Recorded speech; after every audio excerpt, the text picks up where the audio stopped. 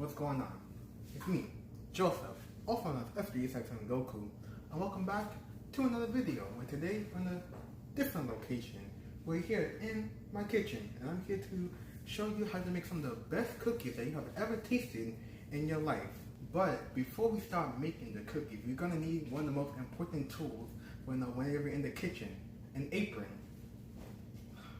Look at this. But you know, it takes some time to put it on. So there's actually a really quick way they can do it, right? All you gotta do is just would you look at that? Beautiful. Now, why should you make these cookies, other than them being really easy to make? Probably one of the best things that you would ever try.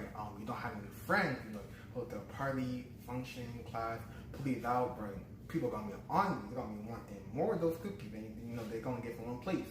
You have a girl you like, a crush or something. You pull up, you say, "Hey, I need these for you." She's gonna be like, "For me."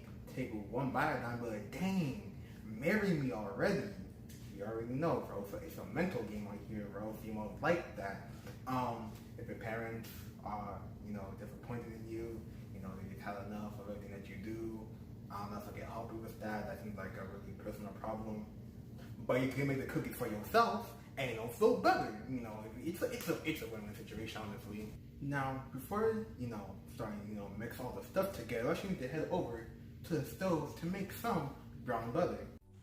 Now that we're here at the stove, we're going to take half a cup or 1 stick of butter and put it into a pan.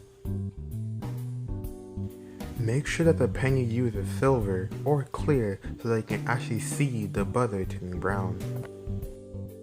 For those of you who are wondering what brown butter is, there are videos on here that can explain it way better than I can. But basically, you heat the butter and evaporate all the water, I think, leaving behind milk solids and other dairy stuff, giving it a really good nutty flavor. So now those of you who have a nut allergy can see what it feels like to not get laughed at the lunch table. This is taking a little bit, so now I'm just gonna jump cut right here, and now we have the butter bubbling. Want to keep on stirring to make sure the butter doesn't actually burn into your pan.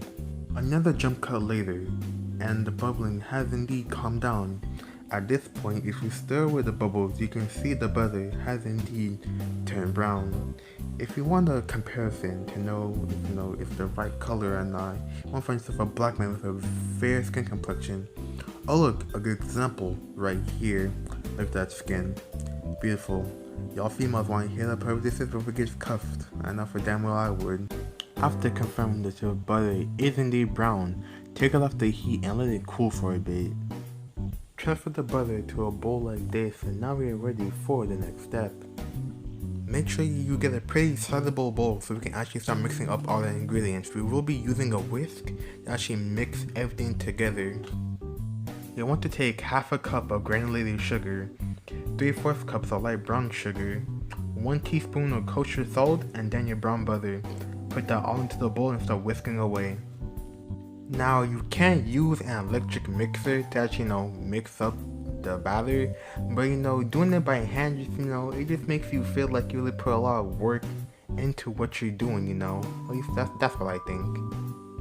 After a while, all the ingredients should be homogenized like this. If there are any big chunks, make sure you take care of them, because if there are big chunks, you can really just mess up with the final product. After mixing all those ingredients together, you want to take 1 large egg and 1 teaspoon of vanilla extract and whisk away yet again.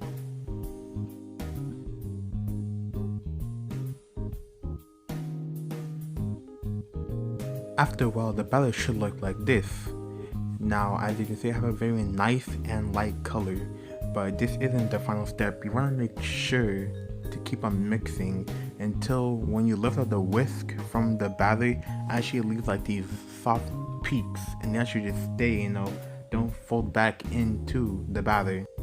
After all of that, we're gonna get something to sift in our flour. We're gonna sift in 1 1/4 cups of all-purpose flour, then half a teaspoon of baking soda. Now here comes the most important step. We're gonna fold in the flour. Now we need to make sure that we actually don't overfold the flour, or that can actually mess up the cookies.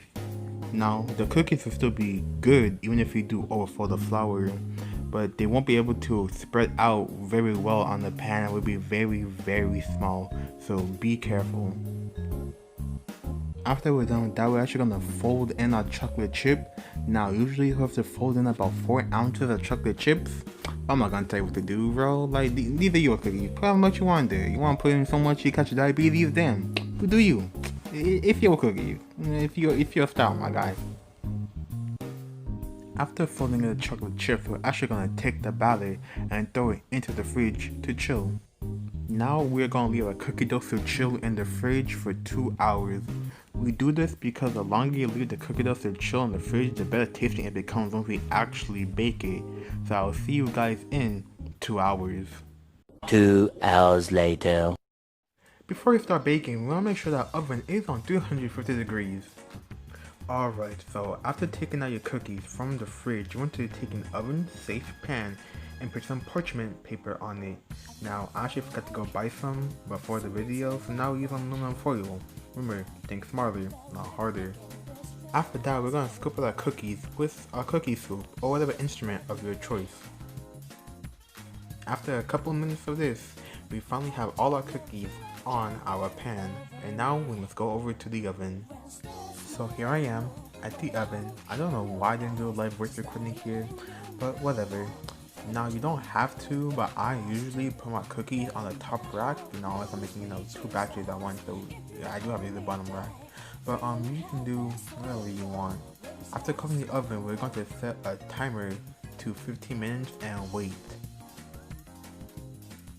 So here are the cookies. If you're wondering why they're so small, as I said before, if you overfold the cookies, they will become smaller, but that does not take away from the immaculate taste that comes from these. If you don't believe me, just take this opinion. Hi guys, so here I have my mom with me. I want to have an honest opinion of one of my cookies. So we'll take one. Tell me what you think. This cookie is very Sorry, I have to say? Okay, thank you. Oh, okay. I love this cookie. This cookie smells very good. Oh, my son, good job.